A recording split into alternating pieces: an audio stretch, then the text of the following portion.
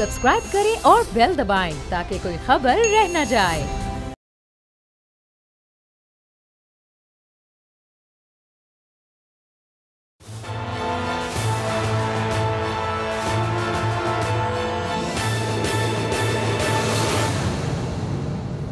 अस्सलाम वालेकुम नाज़रीन, मैं हूं आपका मेज़बान समी इब्राहिम और आप देख रहे हैं प्रोग्राम तज्ज़िया। मेरे साथ आज प्रोग्राम में शिरकत कर रहे हैं हमारे ब्यूरो चीफ़ इस्लामाबाद के जनाब ग़ुलाम मुर्तज़ा।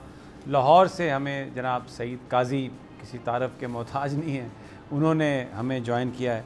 और इसके अलावा रहीम यार ख़ान से नज़र अब्बास एक सहाफ़ी हैं, वो हमें अभी थोड़ी देर में ज्वाइन कर लेंगे क्योंकि वहाँ भी जो ख़बरें आ रही हैं वो टॉर्चर की ख़बरें, और आज का जो हमारा प्रोग्राम है उसके वो एक हिस्सा हमने मुख्तस किया है कि जो पाकिस्तान में इस वक्त सहाफ़ियों के साथ हो रही है।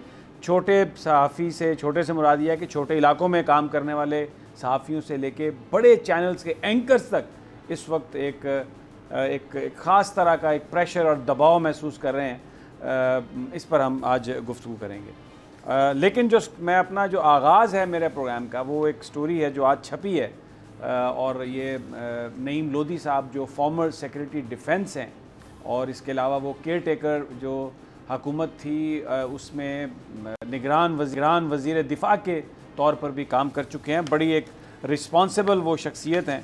उन्होंने एक जो कॉलम आज उनका एक एक्सक्लूसिव जो उनका इंटरव्यू टाइप एक चीज़ छपी है आज नेशन में, जिसमें वो ये कह रहे हैं कि जो अड्डे देने का मामला है, पाकिस्तान 2 रिटर्न मुआहदे कर चुका है। एक अमेरिका के साथ है और एक नेटो के साथ है। मैं आपको बता देता हूँ उनका नाम भी। वो ये है कि ALOC air lines of communication और दूसरा है ground lines of communication GLOC। ये दोनों फुली ऑपरेशनल हैं और आज वो ये कह रहे हैं कि हम उसको टर्मिनेट नहीं कर सकते। और ये अगर ये मुआहदे फुली ऑपरेशनल हैं तो फिर ये जो सारी कंट्रोवर्सी पिछले दिनों शुरू हुई पूरी कौम के सामने, अड्डे देने ना देने की बात, जिसमें वज़ीर-ए-आज़म साहब ने बड़ी बहादुरी से एक बात कही।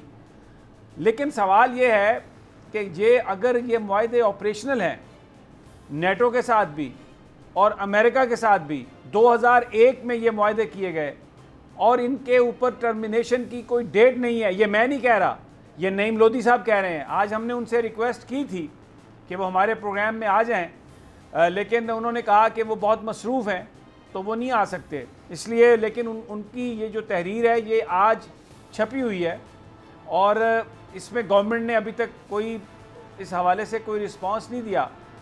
नईम लोधी साहब ये कह रहे हैं कि अगर इनको हमने टर्मिनेट किया तो इसकी बड़ी एक हैवी प्राइस पाकिस्तान को देनी पड़ेगी। इसका मतलब है ये टर्मिनेट नहीं है तो मुआहदे मौजूद हैं। अमेरिका अभी तक जो कुछ चाहे, जिस तरीके से भी चाहे, वो पाकिस्तान की ज़मीन भी इस्तेमाल कर सकता है, पाकिस्तान की एयर स्पेस भी इस्तेमाल कर सकता है। सईद काजी साहब, आपने हमें ज्वाइन किया, मुझे पता है आप कुछ थके हुए भी होंगे, आप एक प्रोग्राम की मेज़बानी से फारिग हुए हैं, लेकिन ये बड़ा अहम मामला है। जो फॉर्मर सेक्रेटरी डिफेंस हैं नईम लोधी साहब, वो ये फरमा रहे हैं कि 2 मुआहदे हैं, एक ग्राउंड के लिए एक एयर के लिए कम्युनिकेशन के लिए, और वो दोनों एक्टिव हैं, उन पर टर्मिनेशन की कोई तारीख़ नहीं है। और अगर ये टर्मिनेट यूनिलैटरली अगर हमने ख़ुद से किया तो इसकी पाकिस्तान को बड़ी हैवी प्राइस देना पड़ेगी। मैं चाहता हूँ ज़रा इस पर बयान फरमाइए कि फिर अब सूरत हाल क्या है। देखिए, बात यह है कि ये दुनिया इसी तरह बनी हुई है। ये जो पाकिस्तान को उन्होंने उस लिस्ट में डाला है जो नाबालिग मुबैना तौर पर बच्चों को हम जो है उनके मुताबिक रिक्रूट करते हैं और उनको जो है वो कॉन्फ्लिक्ट में लेके जाते हैं, तो ये भी यूनिलैटरली डाला उन्होंने। फैसफ में भी ना उन्होंने हमसे इजाजत तलब नहीं की थी। तो ये एक ताकतवर और कमजोर लोगों का, अब I think government should come clear on that. अगर ये एक इतनी अहम बात कर रहे हैं जो कि जनरल भी रहे हैं और वजीर भी रहे हैं, तो लेकिन सवाल ये है कि अब चूंकि अगर आज आपने फाइनेंशियल टाइम्स की स्टोरी देखी हो तो उसमें आप ये देखिएगा कि उसने तो क्लेम किया है कि तालिबान का और चाइना का मुआहदा हो चुका है और पाकिस्तान और जो रीबिल्डिंग है चाइना की वो उसके फंडिंग चाइना की होगी मगर जाएगी पाकिस्तान के जरिए। तो उसके जवाब में अब उन्होंने इमरान खान को मोदी के साथ खड़ा कर दिया है। जो ये जो आपकी जर्नलिस्ट सैंड बॉर्डर्स वाला मामला और डाल रहे हैं। तो ये हमारे साथ होता रहा है। कौन सा मुआहदा है जो उन्होंने वायोलेट नहीं किया हमारे साथ? खुद हिलरी क्लिंटन कह के गई है कि वो कैसे हमें बर्डन करके गए थे। अभी आज की बात है कि अफगानिस्तान ने कहा कि बगराम में आया भी नहीं और वो भाग के निकल गए। तो ये ताकतवर और कमजोर का खेल है जो चलता रहेगा। लेकिन ये है कि चले कोई थोड़ा बहुत इमरान खान ने रिजिस्ट किया, कितना कर सकते हैं। वो उधर से खबरें ये आ रही हैं कि साथ ही लॉबिंग शुरू हो गई है कि देखें जी अमेरिका बहादुर को कुछ लोग ये बता रहे हैं कि जनाब आपके से तो बगावत का ऐलान कर दिया किसी ने, तो हम आपकी ज्यादा खिदमत कर सकते हैं। तो this is the whole scenario. लेकिन मुझे लगता है कि दुनिया में ताकत का तवाज़ुन बदल रहा है और चाइना का जो इन्फ्लुएंस है वो बढ़ रहा है। और अगर ये तालिबान वाली खबर ठीक है जो फाइनेंशियल टाइम्स को मैं कोट कर रहा हूँ, तो उसके बाद वो जो मिलता है वहां से वो कोई रूट बनाने की भी बात कर रहे हैं।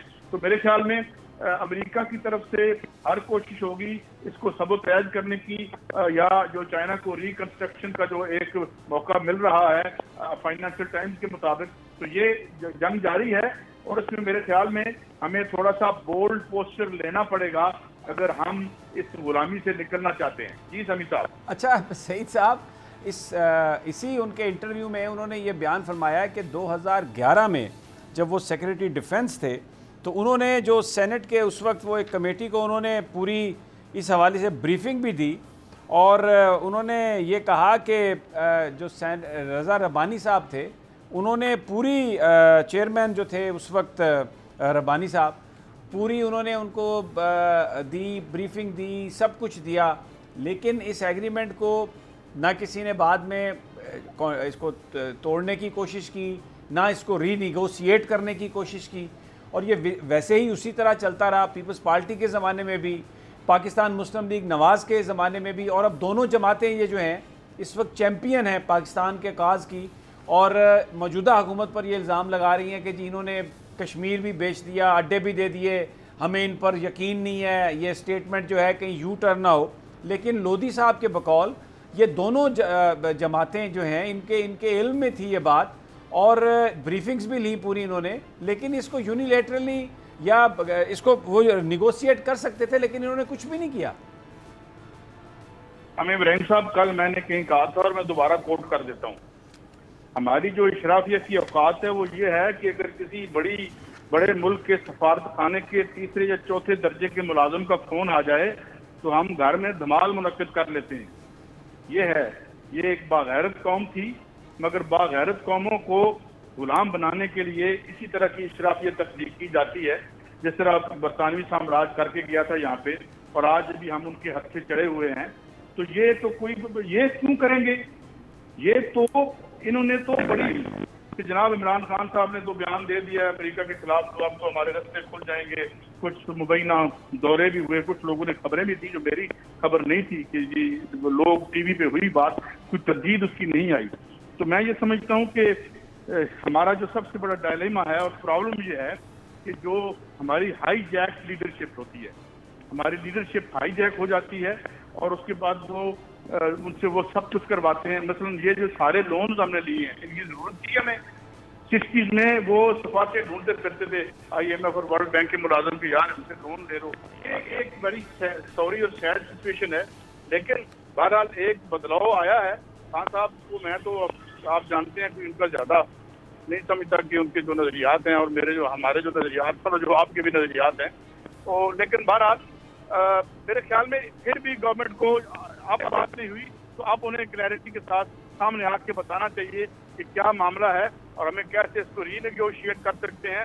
कानूनदानों को बैठना चाहिए क्योंकि दुनिया में जो आलमी मुआहदे हैं उनका भी एक तरीका है उनको रोल बैक करने का। बहुत सारी चीजें हमने वेनेजुएला में देखी हैं, बहुत सारे मुआहदे हमने बोलिविया में देखे हैं जो एवो मोरालेस ने रीडू किए हैं। तो इस हवाले से कोई ना कोई रेमेडी लीगल यकीनन होगी और इस पर मगर हुकूमत को बात करनी चाहिए और उस पर तो कारपेट के नीचे अब मजीद दबा नहीं सकते। जी समी साहब। अच्छा, ये इसी तहरीर में नईम लोधी साहब लिखते हैं कि जो शमसी एयर बेस हमने जो जिसको अमेरिकन ड्रोन हमलों के लिए इस्तेमाल करते रहे, अफ़गानिस्तान पर आग बरसाते रहे, पाकिस्तान के ट्राइबल एरिया में पाकिस्तानियों का खून करते रहे, उनका ये कहना है कि ये जो बेस थी ये हमने दी थी अरबों को, यूएई को गालबन दी थी और यूएई ने आगे ये अमेरिकन को दे दी। और बड़ा वेरी इंटरेस्टिंग उसमें ये लिखा हुआ था कि ये हमने यूएई को दी थी शिकार के इस्तेमाल के लिए, कि वो वहाँ पर जब शिकार के लिए आएँ तो एयर स्ट्रिप को यूज़ करें। लेकिन फिर ये बाद में इंसानों के शिकार के लिए इस्तेमाल होती रही काजी सईद साहब, और वहाँ पर जो गोलियाँ बरसाई गई, जो ड्रोन हमले किए गए, उससे इंसानों का शिकार किया गया, अफ़गानों का शिकार किया गया, हमारे पाकिस्तानी भाइयों का शिकार किया गया। तो वो हुई तो शिकार के लिए ही इस्तेमाल थी, लेकिन वो जो शिकार था वो फिर इंसानों का हुआ। तो अभी ये जो सारी सूरत हाल है, फिर हम उसी तरफ तो नहीं जा रहे कहीं? नहीं, मेरे ख्याल में देखिए वो तो ये तो आपके सामने है ना, हमारी जो रही है, हमारी सॉवरेनिटी पे जो हमारी हुक्मरान इशराफिया ने हमले करवाए हैं और हमले किए हैं, और हमें जो है वो फीड भी दी गई। लेकिन ये कैसी बात है कि हमने उनको सिर्फ दी कि जी लैंडिंग कर लें, लेकिन सिर्फ अगर दी भी थी तो क्या हमारी इमिग्रेशन का कोई वहाँ ऑफिस बनाया गया था कि वो आराम से उड़ते थे और उड़ के लैंड करके अंदर आ जाते थे? क्या ले जा रहे, क्या बात कर रहे हैं सईद काजी, आप क्या बात कर रहे हैं? यानी इमिग्रेशन का ऑफिसर जो है वो चेक करेगा? कभी आपने देखा है कि क्या माहौल होता है जिस वक्त प्लेन लैंड करते हैं रहीम यार खान एयर बेस पर? और कभी आप वो जो आपने जब अमेरिकन जब आते हैं यहाँ पर, तो वो आपने मंजर देखे हैं जिस तरीके से? ये तो अब इसमें कोई शक नहीं कि इमरान खान साहब ने एक थोड़ा सा उसको बदला है, लेकिन ये जो लोधी साहब की जो आज बात है कि अभी तक वो मुआहदे इंटैक्ट हैं। और इसमें फिर मैं मुईद यूसुफ साहब का एक बयान जो है वो कल वो दे रहे थे कि अब जो NSA की मीटिंग हुई है उसमें बेसिस की बात ही नहीं हुई, हमसे तो बेसिस मांगे ही नहीं। उन्होंने ये वजह बताई कि शायद अमेरिका को पता चल गया कि हमने नहीं देने। लेकिन भाई नईम लोधी साहब तो कह रहे हैं कि वो पुराने एग्रीमेंट अभी तक ऑपरेशनल है। अगर वो पुराने एग्रीमेंट ऑपरेशनल है तो फिर अमेरिका को नए अड्डे या नई जगह मांगने की क्या ज़रूरत है? वो सारी फैसिलिटीज़ तो हमें पता है या नहीं पता, वो तो इंटैक्ट है भाई। मैं तो यही कह रहा हूँ ना कि गवर्नमेंट को हमें एतबार में लेना चाहिए।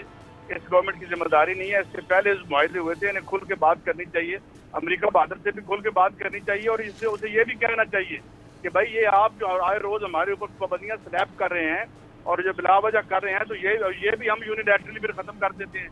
देखे ना कहाँ से उनको ये मिलती है। ये देखें हमारे अंदर, हमें अपने माशी तौर पर जब तक हम आज़ाद नहीं होंगे, हमारी खारजा पॉलिसी आज़ाद नहीं हो सकती। हमें अंदर के जो ये कार्टल्स हैं ये भी तोड़ने पड़ेंगे। मैं तो इसलिए खान साहब को इंटरव्यू किया था 2013-14 में, जब जो कहते थे कि आई एम नो मार्क्स, आपको याद होगा। तो हमने तो ये खैर सवाल नहीं किया था, उन्होंने अपने से ही जवाब इस तरह दिया। तो सवाल ये है कि अंदर के कार्टल्स को तोड़ें, इस मुल्क की दौलत का रुख इसकी आवाम की तरफ करें, वेलफेयर करें, ताकि लोग आपके पीछे खड़े हों, हम सर उठा के जी सकें। और ये यूएई क्या है यार? यूएई जो है वो हमें 4 टकों के लिए हमें वहाँ भी इन्होंने गुलाम बना रखा हुआ है। तो जिस मुल्क की इशराफिया के पास दौलत का कोई जो है बेपनाह दौलत हो, शुमार ना हो और अवाम इतने गरीब हों, तो फिर वहाँ पर समी इब्राहिम साहब जी। अच्छा जी, मैं आपके साथ अब अभी मुर्तज़ा भी हमारे साथ हैं, वो भी अब मैं उनसे भी बात करूंगा, लेकिन मैं एक और इशू पे जाना चाहता हूं और उसका ताल्लुक़ सहाफ़त से है। 2-3 वाक़यात का जिक्र करूंगा और समझ में नहीं आ रही कि ये क्यों इस तरह के वाक़यात हो रहे हैं। रहीम यार खान में एक वाक़या हुआ और वहाँ पर एक सहाफ़ी को पकड़ा गया, मकामी सहाफ़ी था, उसको पकड़ के तशद्दुद का निशाना बनाया गया। असगर अली उसका नाम था। ये उसकी फुटेजेस भी आप देख रहे हैं, उसकी आंखें सूजी हुई हैं, उसका उन्होंने उसके यानी नाखून उतारे हैं उसके, जो हम देखते थे कि माजी में किस तरीके से जो मुखालिफ दुश्मन जो होती हैं एजेंसीज़, वो जिस तरह ट्रीट करती हैं, उसके नाखून उतारे गए। और उसका कसूर सिर्फ ये था कि जिस इलाके में वो रहता है वहाँ पर अगवा बराए तावान और चोरी डकैती के वाक़यात बहुत ज़्यादा हो रहे थे। तो एक फैमिली का बच्चा एक अगवा हुआ तो उन्होंने रैंसम पे करके उसको वापस ले आए, तो पुलिस वाले पहुंच गए वहाँ पर, अपनी तस्वीरें खिंचवाई उसके साथ। उसने एक्सपोज किया कि ये जालसाजी ना करें। पंजाब पुलिस इस मामले में तो माशाल्लाह बड़ी एक यकता है, उनका सानी नहीं है कोई इस किस्म के 2 नंबर कहानियों में।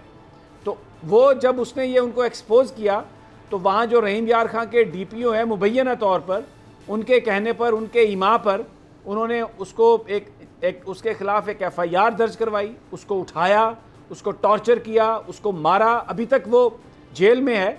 और जो पंजाब के IG हैं इनाम गनी साहब, वो तो एक बहुत बड़े आदमी हैं। फिर उन्होंने एक सुहेल सुखेरा साहब को बनाया अपना PRO, वो उनसे भी बड़े आदमी हैं सारे के सारे। ये तो एक पूरी उनकी स्टेट है यहाँ पे। और फिर वो आके कहते हैं मैं अब पंजाबी भी बोल लेना, मैं बहुत अच्छी पंजाबी बोल लेते होंगे पंजाबी, लेकिन ये एक बहुत बड़ा जुल्म है। और एक जाली FIR दर्ज की सईद काजी साहब, और उसको मारा पीटा गया, और अभी तक किसी के कान पर जूं तक नहीं रेंगी। एक छोटा सा ट्वीट कर दिया उन्होंने, सुखेरा साहब ने, कि जनाब हमने वो इंक्वायरी का ऑर्डर कर दिया, और उसके साथ किसी तरह का भी कोई, यानी कहीं पर कोई हलचल ही नहीं है। नेशनल मीडिया पे ये स्टोरी है। दूसरा, हमारे जो मारूफ एक साथी हैं, दोस्त हैं, एंकर हैं, नदीम मलिक साहब, उनको FIR ने एक नोटिस भेज दिया जनाब। उनसे कहा है कि वो आएँ, अपने सारे डॉक्यूमेंट लेके आएँ, हमें बताएं कि ये स्टोरी कहाँ से आई, इन्फॉर्मेशन कहाँ से आई। तो ये इस तरह के ये दबाने की जो गुफ्तगू हो रही है, ये आज़ादी सहाफ़त को ये किस तरीके से ये डील कर रहे हैं, ये मुझे ज़रा आप इस पर कमेंट फरमाएंगे कि इस तरह तो माजी में हमने नहीं देखा। जो अब हो रहा है, अब एक गुंडागर्दी की जा रही है सहाफ़ियों के साथ। यानी ये जो वाक़या रहीम यार खां वाला है, और नदीम मलिक के जो चंद सोबर हमारे एंकर्स हैं उनमें से एक हैं, ये इस पर क्या फरमाएंगे आप सर? समी साहब, बात यह है कि देखिए, दो मामलात हैं। एक तो आपके मेरे इल्म में आप ले आए, हम कोशिश करें कि इसको हाईलाइट करें। तो यहाँ पर कमजोर की तो कोई सुनवाई नहीं है। मुफस्सल में जो कुछ साथियों के साथ होता है वो आपके सामने है।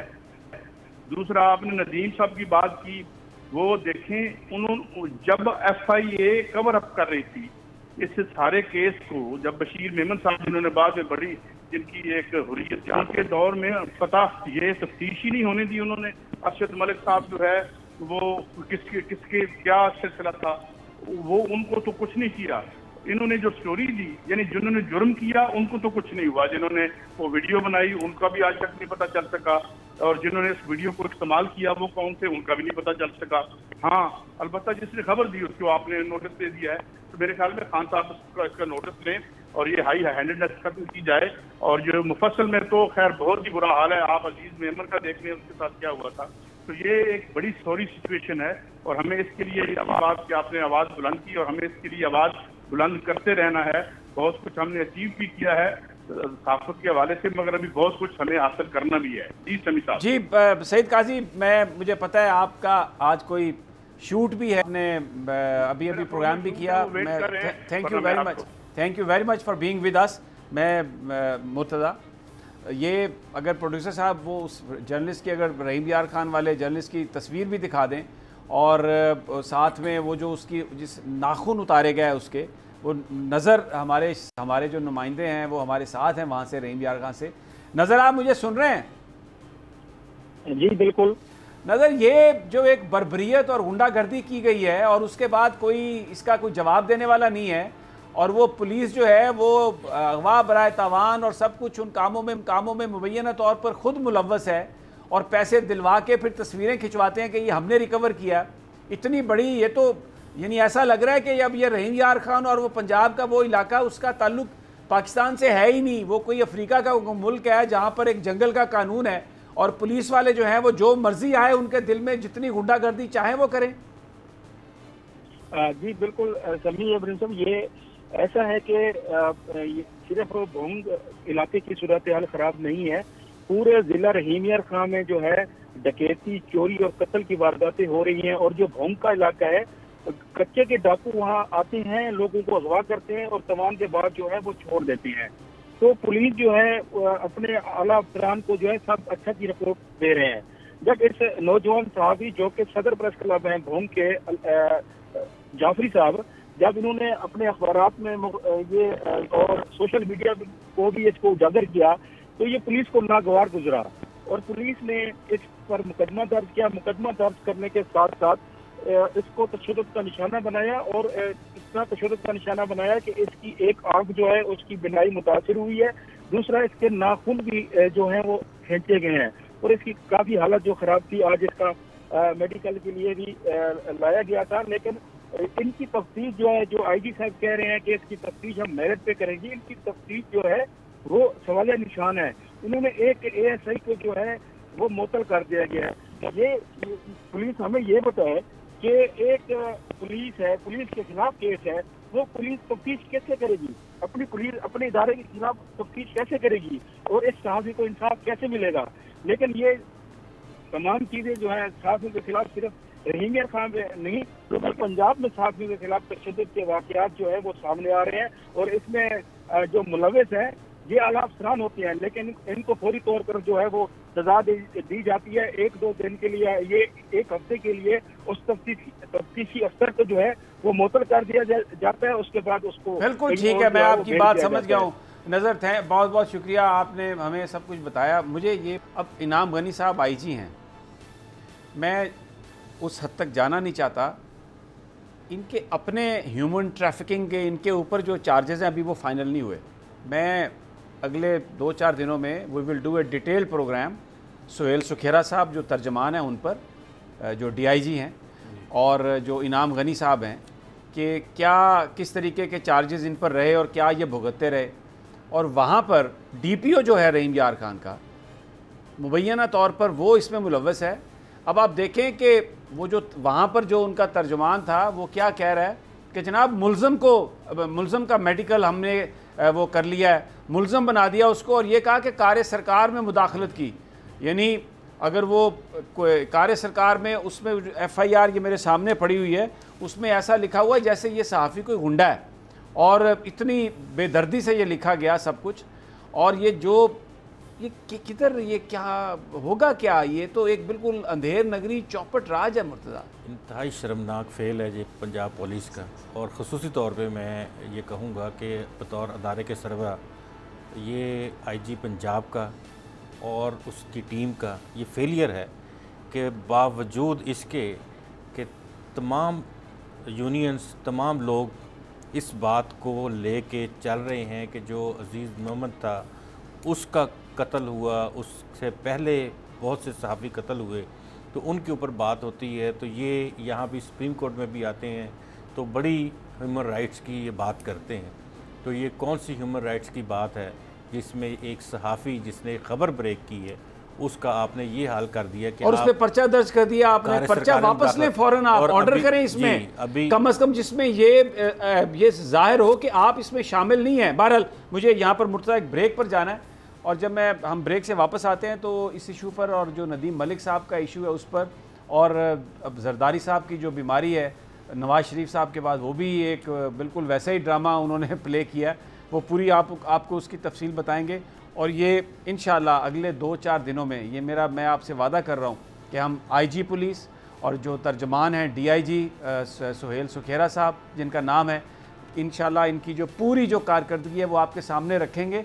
फिर आपको ये ख़ुद अंदाज़ा लगाने में बहुत आसानी हो जाएगी कि क्यों इस तरह के वाक़यात हो रहे हैं और क्यों ये करप्ट। क्योंकि जब किसी करप्ट आदमी को यहाँ से ऊपर से सपोर्ट मिलती है तो उसका मतलब ये है कि वो टॉप लेवल इसमें इन्वॉल्व है। ये एक मैसेज देना है पाकिस्तान में उन लोगों को जो सर उठा के जीते हैं, उन लोगों को जो करप्शन को नंगा करते हैं, उन लोगों को जो हुक्मरानों को आईना दिखाते हैं। हम अपनी जिद्दोजहद जारी रखेंगे। यहाँ पर अभी छोटा सा वक्फा और फिर हम गुफ्तगू करते हैं इस पर।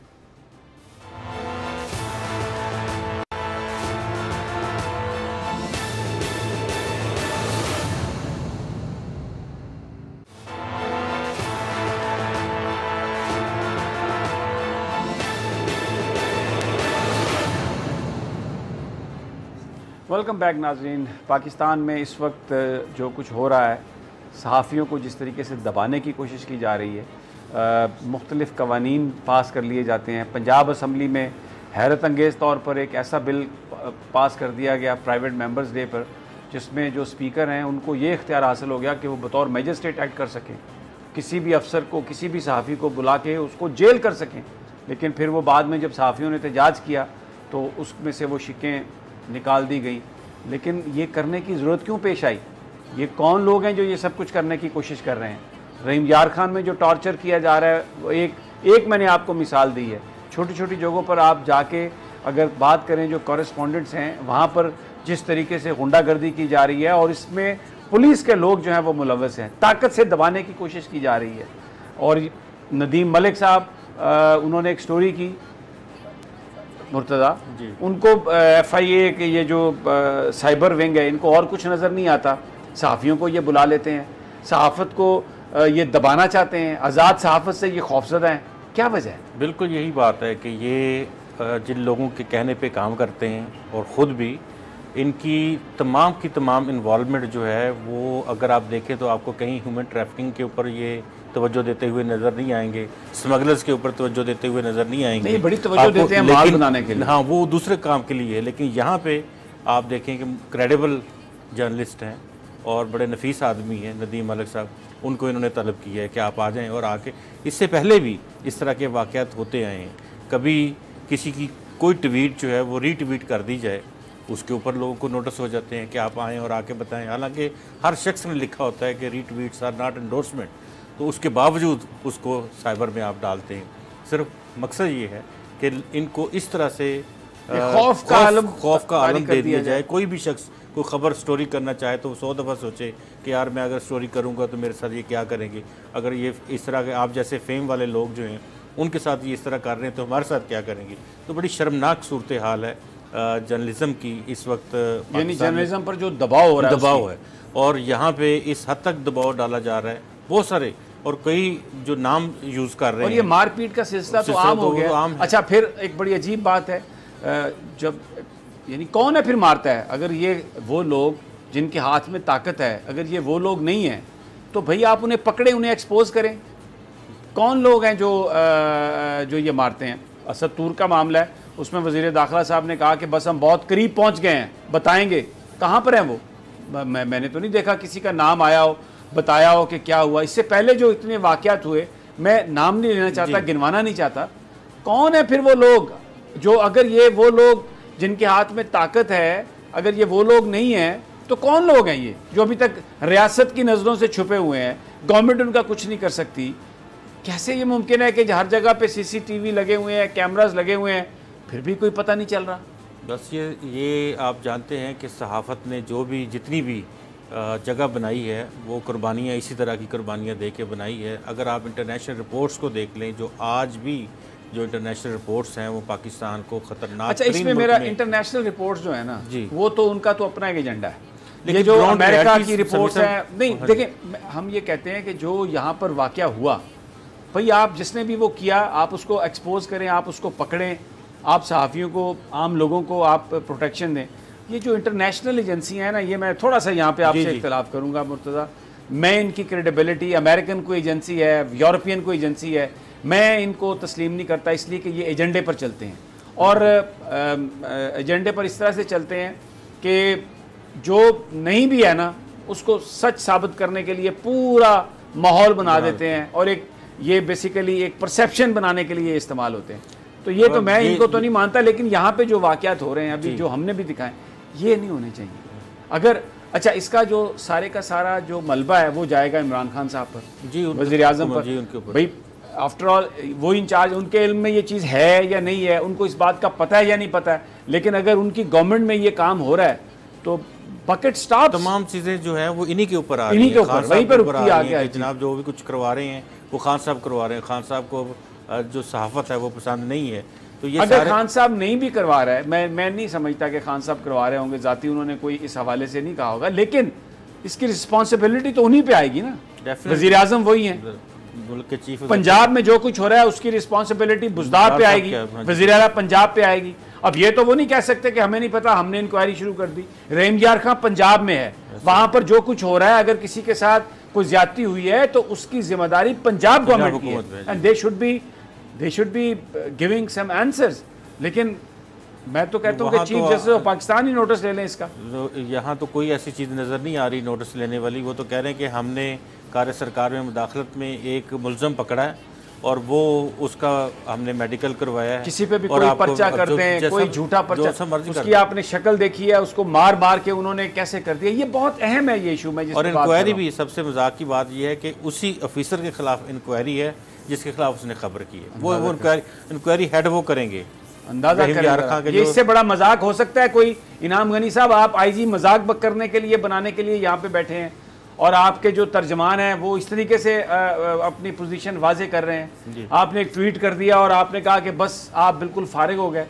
देखिए ये बहुत ही संगीन इशू है, वज़ीर आज़म साहब को इसका नोटिस लेना चाहिए और हम तो यही कर सकते हैं कि बहुत सारी जो हमारे पास फाइल्स हैं उसका हम मुंह खोल दें और फिर वो शुरू कर दें। देखिए अफगान हम तो इसके अलावा हम कुछ नहीं कर सकते। अफगान नेशनल्स को यूके भिजवाने के लिए आपको पता है कि वो पूरी इंक्वायरी है, उसमें यूके की पूरी रिपोर्ट है, मैं पूरी स्क्रीन पे चलाऊंगा और जो रिपोर्ट जो है वो और मैं देखें इंटरनल रिपोर्ट है सर। मैं आपको एक और बात मैं करूँ, क्रेडिबिलिटी की बात है ना, उनके अंदर के अपने ऑफिसर्स की रिपोर्ट है जहाँ हमें लिखा हुआ है जिसमें कि नाम गनी साहब ने ये काम। चले वो हम रिपोर्ट पूरी ले आएंगे, वो हम पूरा इनको एक्सपोज करेंगे ताकि डीपीओ को भी पता चले कि अगर हम किसी सहाफ़ी के साथ कुछ ज्यादती करेंगे तो ये फिर ये बात आईजी की करेंगे, डीपीओ की नहीं करेंगे।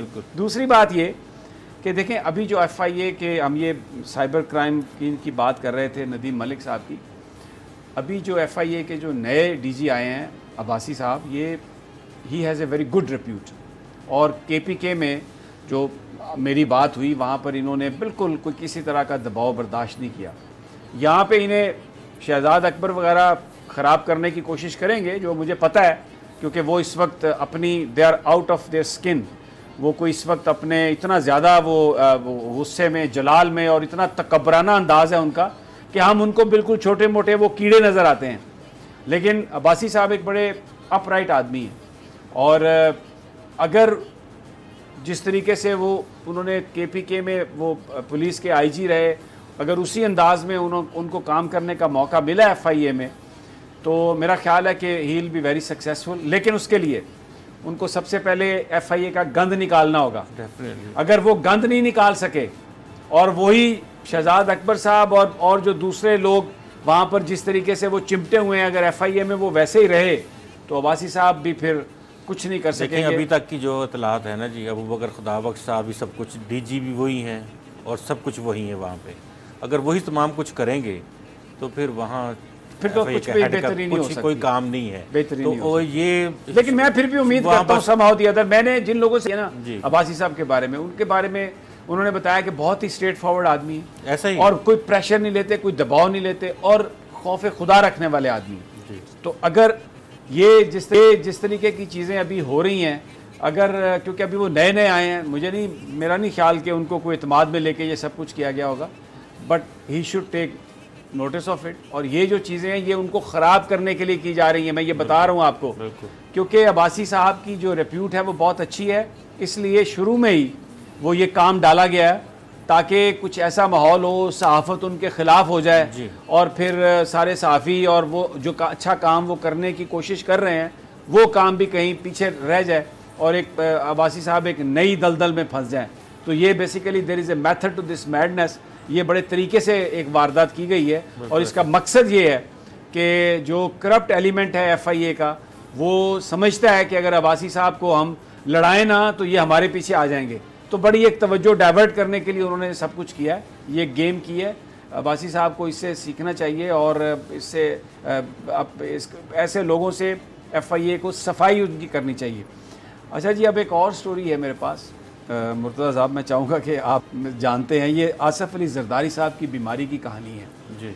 और लंदन में उनका, ये न्यूयॉर्क में उनका जो एक फ्लैट निकल आया उसकी कहानी है। समझ नहीं आ रही थी कि अचानक ये खबर आई कि आसिफ अली जरदारी साहब जो बिल्कुल हट्टे कट्टे उधर लाहौर में मीटिंगें कर रहे हैं और पंजाब में बुज़दार हुकूमत का तख्ता उलटने की साजिश कर रहे हैं और जो सदर्न पंजाब है वहाँ पीपल्स पार्टी को मजबूत बनाने की कोशिश कर रहे हैं।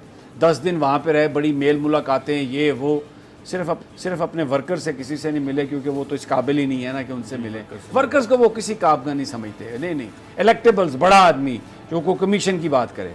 फिर इधर आ गया इस्लामाबाद, पूरा दिन यहाँ पर असम्बली में बैठे रहे, पूरा काम किया सारा, और जनाब ये करेंगे वो करेंगे, लेकिन इत्तेसाब अदालत में सिर्फ 2 मिनट के लिए गए। वहाँ पे गए, लगवाई, इजाज़त ली और खैर से वापस आ गए। अचानक ये फिर वो कराची आ गए। अब अचानक ये खबर आई कि आसिफ अली जरदारी साहब बड़े बीमार हो गए हैं बख्तावर वहाँ से पहुँच गई हैं, उसके बाद जनाब बिलावल यहाँ से इस्लामाबाद से कराची पहुँच गए हैं। मुराद अली शाह साहब की मैं गुफ्तगू सुन रहा था, उन्होंने कहा कि अगर डॉक्टरों ने इजाज़त दी उनसे मुलाकात की तो मैं आज उनसे मुलाकात करूँगा। यानी ये कि जनाब आसिफ अली जरदारी साहब अचानक इतने बीमार हो गए, बड़े बीमार हैं, उनका दिल ख़राब है और बड़ा उनका अटैक हुआ था। मोहतरमा बेनज़ीर भुट्टो ने अपनी किताब में लिखा कि उनको हार्ट अटैक हो गया था। अजीब मतलब इस किस्म की कहानियाँ कि मैं भी एक दफ़ा सोचा कि खुदा खैर करे कहीं आसिफ अली जरदारी साहब बीमार ही ना हो गए। अच्छा, मैं ये कहानी सुन लें फिर मैं आपको पूरा टाइम दूंगा बोलने का। अब जनाब फिर उनके वकील गए अदालत में और कहा कि जनाब आसिफ अली जरदारी साहब की ज़मानत चाहिए, अबूरी ज़मानत चाहिए। किस केस में ज़मानत चाहिए जी? हुआ क्या कि जनाब ये 15 जून को एक नोटिस आसिफ अली जरदारी साहब को आया जिसमें उनसे ये कहा गया। अच्छा, लेकिन मैं ये पूरी तफसील बताता हूँ, यहाँ पर मुझे एक वक्फा लेना है, एक ब्रेक लेनी है। मैं ब्रेक से आता हूँ तो पूरा आपको बताऊँगा कि ये कैसे प्रॉपर्टी का मामला और किस तरह जनाब नवाज शरीफ साहब के कदमों पर उनके जो स्टेप्स हैं उनको फॉलो करते हुए जरदारी साहब ने भी बीमारी का एक ऐसा ड्रामा खेला है, ऐसा ड्रामा खेला है कि मैं कहता हूँ कि आफरीन है, कमाल है। ये सारी पार्टियाँ चक्करबाजी में और फ्रॉड में, बीमारी के फ्रॉड में, दोनों पार्टियाँ जो है ना, कोई इनका सानी नहीं है, ये कोई इनका मुकाबला कर ही नहीं सकता। इसकी तफसील मैं आपको देता हूँ, हमारे साथ ही रहिए लेकिन छोटे से वक्फे के बाद।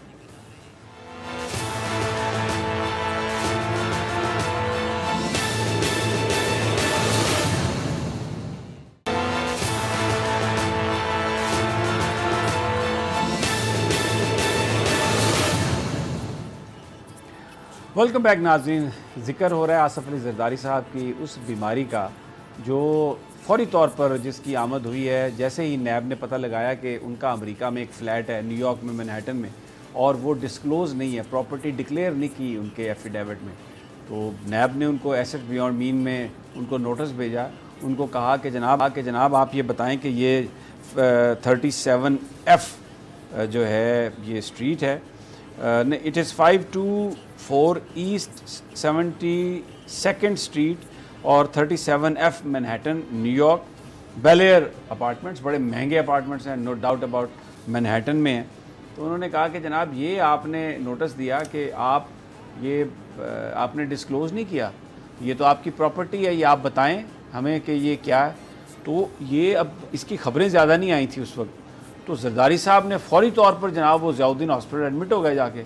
उन्होंने कहा पता नहीं की मैंने बीमारी हो गई है, और इधर उनके वकील साहब आ गया कि जनाब अब हमारे ज़मानत दे दें। तो आज अदालत ने जस्टिस अतर मिनुल्लाह साहब और जस्टिस आमिर फ़ारूक, वो भी देखें क्योंकि ये अतर मिनुल्लाह साहब तो एक बड़े भरपूर वकील रहे हैं और फिर चीफ जस्टिस साहब के वो जो जिस वक्त कैंपेन चली थी तर्जमान भी थे, तो सियासत की सारी ये कारियाँ उन्होंने देखी हुई हैं इनकी कि कैसे ये करते हैं। तो आज अदालत ने जनाब कानून के मुताबिक उनसे कहा कि आप कैसे बंदे को यहाँ पर पेश किए बग़ैर आप अबूरी ज़मानत ले सकते हैं, ये तो एक नई प्रेसिडेंस शुरू हो जाएगी। तो कल आप लेके आए उन्हें, तो फिर फारूक नायक साहब को मैंने सुना वो कह रहे थे एयर एम्बुलेंस में या जहाज़ में।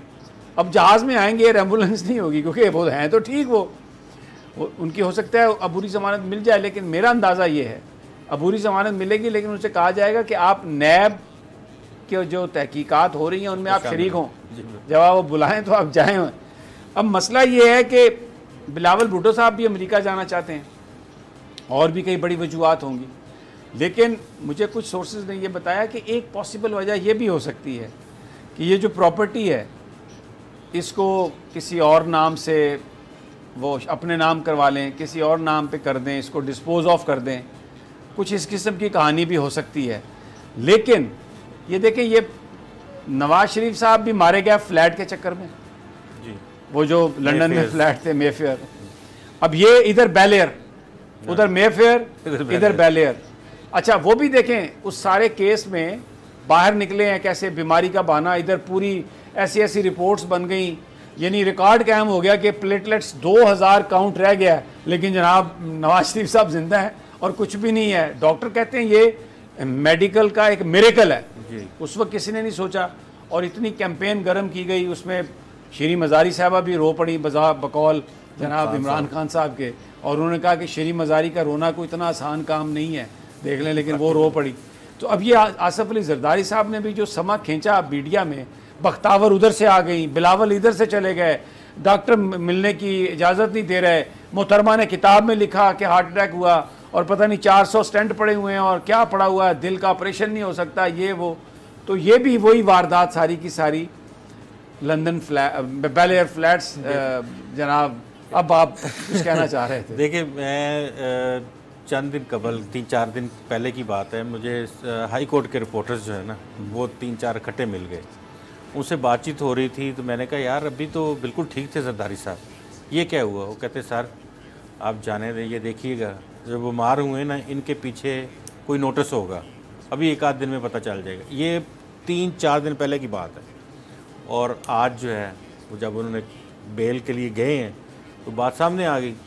बुनियादी तौर पे जो लोग इस चीज़ को कवर करते हैं वो एहतसाब अदालत के हैं और जो हाई कोर्ट में कवर करते हैं वो तमाम रिपोर्टर्स का ये मानना है कि जब भी कोई बीमारी की बात होती है, कोई सर्टिफिकेट की बात होती है, तो उसके पीछे इन्वेस्टिगेशन से भागना होता है, उसके पीछे नैब के नोटिस होते हैं, उसके पीछे FIA के नोटिस होते हैं।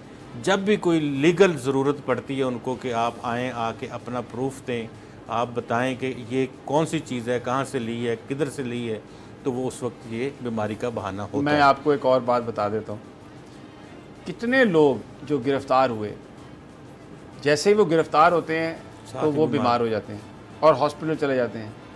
जैसे ही रिहा होते हैं जी तो महीनों बाद में हॉस्पिटल का चक्कर नहीं लगाते। मैं मिसाल दे देता हूँ, नवाज शरीफ साहब देखें, जी जब वैसे हॉस्पिटल आए बीमारी के बाद, ज़मानत हो गई, घर चले गए, बाहर लंदन जाने तक निकले ही नहीं और हमें तस्वीरें जालसाजी करके वो छाप दी कि घर में एक एमरजेंसी सेंटर बना दिया गया। शहबाज साहब जैसे ही जेल जाते हैं दर्द हो जाता है और पता नहीं क्या कुछ होता है और वो वहीं पर हॉस्पिटल में शिफ्ट हो जाते हैं, लेकिन जब बाहर निकलते हैं तो फिर वापस नहीं जाते। ख्वाजा आसिफ साहब का मैंने जिक्र किया, वो आप देखें कि वो कितने महीने गिरफ्तार रहे हैं, जेल में सिर्फ चंद दिन रहे हैं, बाकी सारा टाइम हॉस्पिटल में। खुर्शीद शाह साहब के बारे में तो भी अदालत ने कहा कि ये बताइए ये कैसे आपने उनको वो वहाँ पर डिक्लेयर पूरा फ्लोर दे दिया उनको। ये जो बड़ा आदमी बीमार होता है, जैसे बीमार होकर जाता है तो वो डॉक्टर उसके वो चला जाता है हॉस्पिटल, डॉक्टर लिख देते हैं कि ये बीमार है और ऐसा बीमार है कि इसके बचने की उम्मीद नहीं है। जैसे ही रिहा होता है। बात ये है कि जो आज एक वज़ीर-ए-आज़म साहब ने बड़ा अच्छा एक फ़ैसला लिया है कि कॉलोनियल जो है ना तमाम प्रोटोकॉल उसको ख़त्म किया जाएगा। ये भी कॉलोनियल प्रोटोकॉल्स हैं। ये यकीन माने अगर किसी ने करप्शन के हिसाब किताब करने हैं तो इन चीज़ों से थोड़ा सा इन चीज़ों से दूर जाना होगा। मैं कहता हूँ कि वो लोग अगर खुदा न खासा को मतलब मिराज खालद जैसा कोई बंदा होता है और वो हकीकत बीमार हो जाए, उस तरह के भी पार्लियामेंटेरियंस कुछ है ना, और वो अगर हकीकतन बीमार हो जाए तो अदालत कहेगी ये बीमार ही नहीं है। ये आने वाले चंद सालों में ये बात एक मिथ के तौर पे ली जानी है कि जो बंदा बीमार होता है वो झूठ बोल रहा है। तो ये बाकी सब का भी बेड़ा गर्क कर रहे हैं। इसी तरह जिस तरह वो कॉलोनियल प्रोटोकॉल ख़त्म किए गए हैं, यहाँ पे भी इनके लिए एक स्पेशल सेल होना चाहिए, लाहौर में, इस्लामाबाद में, कराची में। ये इनका वहाँ बोर्ड जो है ना वो बोर्ड ऐसा हो जिसमें मिलिट्री के डॉक्टर्स हों, सिविलियन डॉक्टर्स हों, उसमें प्राइवेट अच्छा जी ठीक है, चलें ये वो तो बताए कि यार कुछ है या नहीं है। खुशफहमी है आपकी, आप जो बातें कर रहे हैं ना इस पर कुछ नहीं होना, ये ऐसे ही बीमार होते रहेंगे, रिलीफ मिलता रहेगा इनको। खाकान अब्बासी साहब का जो बयान है वो शायद खाकान अब्बासी साहब कहते हैं कि शहबाज शरीफ ने ये बड़ी गलत बात की है पैरों को पकड़ने वाली। मरियम साहबा ने भी आज एक बयान डाल दिया। वो उन्होंने ये कहा, कहते हैं कि ये बात जो है ना गलत रिपोर्ट हुई है। क्या मैंने उन्होंने कहा मैं पाँव नहीं पकड़ूंगा। उन्होंने कहा कि नवाज शरीफ के पाँव पकड़ने की बात। वो ये कह रहे थे कि ये बात जो की गई है, ये उनका शायद खाकान अब्बासी साहब का उनका कमेंट ये था कि ये जो बात की गई है वो इस तरह से नहीं थी, सियाको सबाक से हट के बात की गई है। कैसे बात की गई थी? वो अब ये है कि उनसे सियाको सबाक क्या थे वो उनके नज़र में कोई ऐसी चीज़ होगी ना जी कि कोई ऐसा सिलसिला को रह गया। मैंने वो इंटरव्यू नहीं देखा पूरा, क्योंकि जिनके साथ इंटरव्यू उन्होंने किया था, अगर वो इंटरव्यू मुझे मिला तो ज़रूर उसके ऊपर देख के तो ख़ुद मैं अपना भी कमेंट उसके ऊपर शामिल करूँगा और साथ खबर कर लेंगे। नहीं लेकिन अब जा रही हैं कश्मीर, वो जाएंगी कश्मीर, बड़े जलसे होंगे, बड़े जलसे करेंगी। लेकिन लोग तो सारे छोड़ के चले गए पीटीआई में। वो तो देखें, पीटीआई तो जाहिर है कि आपका अगर पूरी हिस्ट्री आप चेक कर लें, आपको ये नज़र आएगा कि जो भी पार्टी सेंटर में होगी यहाँ, उसी पार्टी की हुकूमत हमेशा बनती है, और वो जिस तरह से भी बनती हो, वो वहाँ पे पीटीआई का नारा हो या पीटीआई का मोटो हो या उनका दस्तूर हो या कुछ भी हो, लेकिन गवर्नमेंट जो है बहरकैफ पाकिस्तान तहरीक इंसाफ की वहाँ बननी है। ये कोई ऐसी बात नहीं है, ये ऐसे फैक्ट्स हैं जो बिल्कुल साफ नज़र आते हैं। जब पीपल्स पार्टी की गवर्नमेंट होती है तो वहाँ पे पाकिस्तान पीपल्स पार्टी के हमायती लोग जीते होते हैं, और फिर आपने देखा है नून लीग की जब हुकूमत होती है तो वहाँ पे नवाज लीग की हुकूमत होती है। तो ये स्ट्रेटेजिक लाइंस हैं, स्ट्रेटेजिकली हमें वहाँ इसी तरह से इलेक्शन होते हैं। बहुत बहुत शुक्रिया। अब ये स्ट्रेटेजिक लाइंस की बात कर रहे हैं तो जाहिर है मैं तो फिर उसके आगे नहीं बोल सकता, लेकिन बहरहाल मरीम साहबा कश्मीर जाएंगी और लगता यह है कि जलसे तो उनके बड़े होंगे, संदूकड़ी में से वोट निकले या निकले उसका हमें नहीं पता। इजाज़त दीजिए, कल फिर इंशाल्लाह मुलाकात होगी। अल्लाह निगहबान।